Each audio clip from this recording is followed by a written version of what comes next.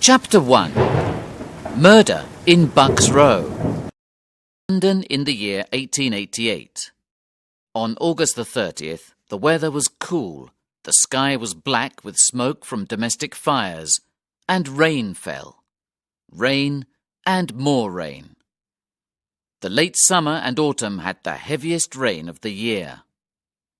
At 9 o'clock on that Thursday night, a great fire in London docks changed the colour of the sky in the East End of London to a deep red. From the dirty streets, dark passages and slum houses of Whitechapel, hundreds of people went to watch the fire. Many of them were poor and homeless. They lived and slept in squalid lodging houses. The poorest lived in the streets and slept in doorways. As always, the pubs were crowded and noisy. Alcohol was cheap, and it helped people to feel better. Mary Ann Nichols was in the Frying Pan pub on the corner of Brick Lane, spending her last pennies on drink. She needed the money to pay for a bed in the White House, her lodging house in Flower and Dean Street. But Mary Ann needed alcohol too, and she was drinking too much.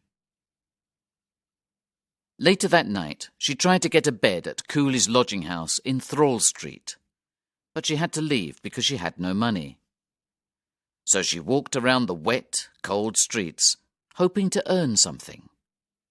One of the poorest areas in London, Whitechapel did not have many street lamps. The streets were dark, gloomy, and dangerous. Mary Ann Nichols was still walking the streets when her friend, Ellen Holland, saw her at 2:30 a.m. on August the 31st. By that time, Mary Ann, known as Polly, was very drunk. The women talked for a few minutes.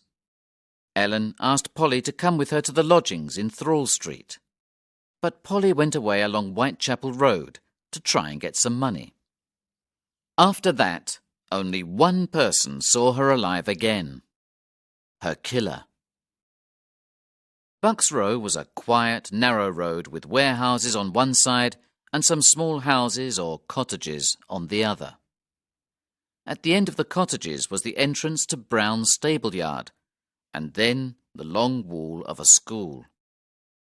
The street had only one gas lamp. At nearly 3:40 in the morning, it was dark. At this hour, Charles Cross, a carman, was walking to work. He came into Bucks Row from Brady Street. A few moments later, he noticed something on the pavement in front of Brown's stable yard and crossed the road. He saw that it was a woman. At that moment, he heard footsteps. It was another carman, Robert Paul, also on his way to work. Cross asked him to come and look. The men looked at the woman, but in the darkness they did not know if she was drunk or dead. They decided to continue on their way to work and tell the first policeman they met. They saw a policeman, Constable Jonas Mizzen, not far away in Baker's Row, told him about the woman, and then walked on to work. When Constable Mizzen arrived at the gates of the stable yard, another policeman, Constable John Neal, was already there. He had a lantern, and he showed Constable Mizzen a deep cut in the woman's neck. "I passed this place at 3:15, Constable Neal said, "but there was nothing here." "The woman's legs are still warm," said Constable Mizzen. "I think Mr. Cross interrupted her killer." Opposite the stable yard stood a warehouse. The manager, Walter Perkis, and his wife were in their bedroom on the second floor. Mrs. Perkis was awake most of the night, and Mr. Perkis slept badly and was awake between 1 and 2 o'clock. But they heard nothing. Mrs. Emma Green lived in the cottage next to the stable yard. She did not hear anything either. Polly Nichols's killer worked quickly and silently and disappeared like a ghost. He probably ran into Whitechapel Road through a narrow lane called Wood's Buildings. Polly Nichols died just a few days after her 43rd birthday. She was about 1 meter 58 tall and had dark brown hair. She was wearing a blue dress, black woolen stockings, men's boots, and a black straw bonnet. She had a comb, a white handkerchief, and a broken piece of looking-glass. These were all the possessions she had. Polly was an unfortunate, a polite Victorian word for a prostitute. She was probably an alcoholic. She lived in workhouses and, when she had the money to pay, in lodging houses. In December 1887, she was sleeping in Trafalgar Square. Her friend Ellen said she was a clean, quiet person.